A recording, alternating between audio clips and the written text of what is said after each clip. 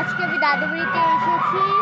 তো ওই পাশে হচ্ছে পূজা, আর এখন আমাদের যাওয়ার টাইম হয়ে গেছে, আর আমি ভিডিও এখন করছি। তো চলো সব তোমাদের দেখো। ওই যে কাল গোপাল, তো একটু ঠিক করি।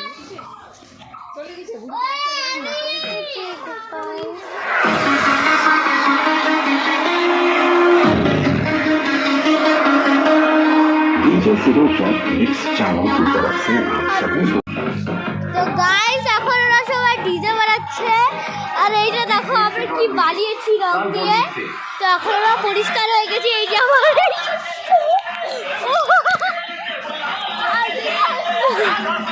ও হচ্ছে একটু লাজুক। এই যে সবাই এই যে ওই যে ধীরাজ, ওই যে গাইস ধীরাজ, এই যে দেখো আমার দাদু বাড়ির সব থেকে প্রিয় জায়গা আমার সুপারি বাগান। সেই লাগে এদের এই পাশে গাছ আছে ফুলের, আমাদের সেই এনজয় হচ্ছে। এই মেয়েটা জানো গাইস সেই মিশে